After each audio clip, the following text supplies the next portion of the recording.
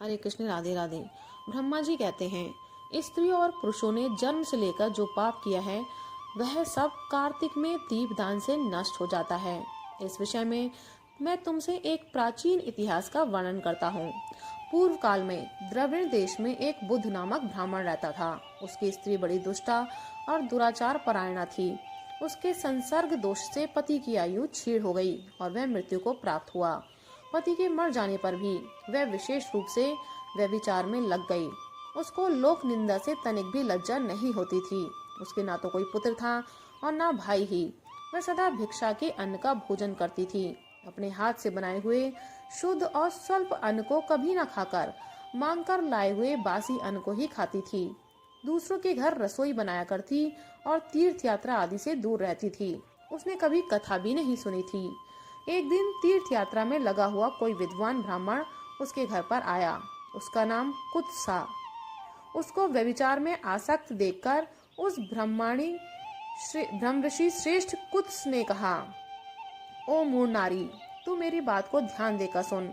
पृथ्वी आदि 5 भूते से बने हुए और पीव एवं रक्त से भरे हुए इस शरीर को, जो केवल दुख का ही कारण है, तू क्यों पोसती है?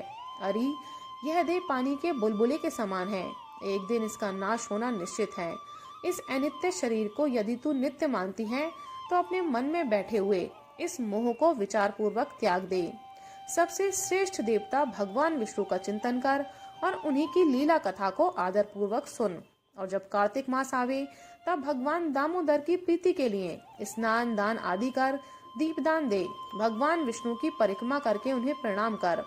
यह व्रत विधवा और सौभाग्यवती सभी स्त्रियों के करने योग्य है। यह सब पापों की शांति और समस्त उपद्रवों का नाश करने वाला है।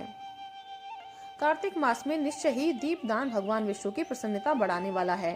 ऐसा कहकर कुत्स ब्राह्मण दूसरे के घर चला गया और वह ब्राह्मणी भी कुत्स की बात सुनकर पश्चाताप करती हुई इस निश्चय पर पहुंची कि मैं कार्तिक मास में अवश्य व्रत करूंगी।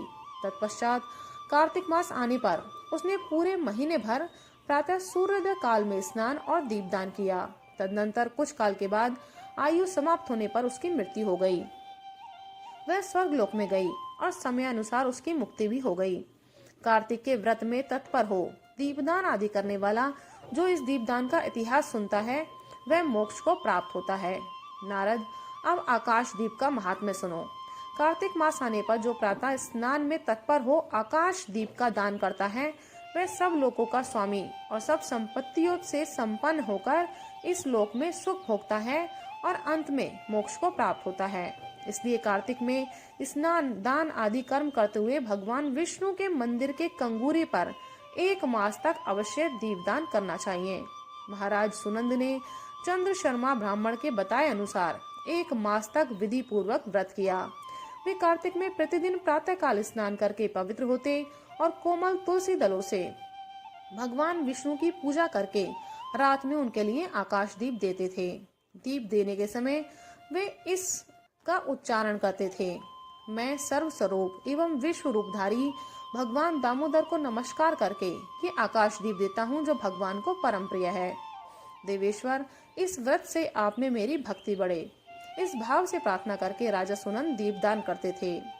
ब्राह्म मुहूर्त में उठकर वे पुनः आकाश दीप देते थे। उनका प्रातःकाल स्नान और भगवान विष्णु की पूजा का क्रम नियम पूर्वक चलता रहा। मास की समाप्ति पर उन्होंने व्रत का उद्यापन करके आकाश दीप के नियम को भी समाप्त किया और ब्राह्मणों को भोजन कराकर इस विष्णु व्रत की पूर्ति की। इस पुण्य के प्रभाव से राजा ने इस लोक में स्त्री पुत्र पौत्र और स्वजनों के साथ लाख वर्षों तक पार्थिव भोगों का उपभोग किया और अंत में स्त्रियों सहित सुंदर विमान पर आरूढ़ हो 4 भुजाधारी शंख चक्र गदा आदि आयुधों से सुशोभित पीताम्बरधारी विष्णु का सा दिव्य शरीर पाकर मोक्ष का आश्रय लिया। वे विष्णु लोक में भगवान विष्णु के ही समान सुख पूर्वक रहने लगे। अतः कार्तिक मास में दुर्लभ मनुष्य जन्म को पाकर भगवान विष्णु को प्रिय लगने वाले आकाश दीप का विधि पूर्वक दान देना चाहिए। जो संसार में भगवान विष्णु की प्रसन्नता के लिए आकाश दीप देते हैं वे कभी अत्यंत क्रूर मुख वाले यमराज का दर्शन नहीं करते। एकादशी से तुला राशि के सूर्य से अथवा पूर्णिमा से लक्ष्मी सहित भगवान विष्णु की प्रसन्नता के लिए आकाश दीप प्रारंभ करना चाहिए। पितरों को नमस्कार है, प्रेतों को नमस्कार है, धर्म स्वरूप विष्णु को नमस्कार है, यमराज को नमस्कार है तथा दुर्गम पथ में रक्षा करने वाले भगवान रुद्र को नमस्कार है। इस मंत्र से जो मनुष्य पितरों के लिए आकाश में दीप दान करते हैं, उनके वे पितर नरक में हो तो भी उत्तम गति को प्राप्त होते हैं।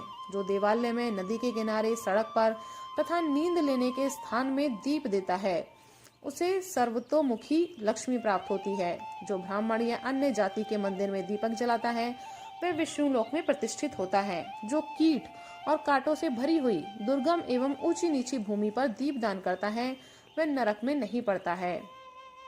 पूर्व काल में राजा धर्मनंदन ने आकाश दीपदान के प्रभाव से श्रेष्ठ विमान पर आरूढ़ हो विष्णुलोक को प्रस्थान किया। जो कार्तिक मास में हरि बोधिनी एकादशी को भगवान विष्णु के आगे कपूर का दीपक जलाता है, उसके कुल में उत्पन्न हुए सभी मनुष्य भगवान विष्णु के प्रिय भक्त होते हैं और अंत में मोक्ष प्राप्त करते हैं।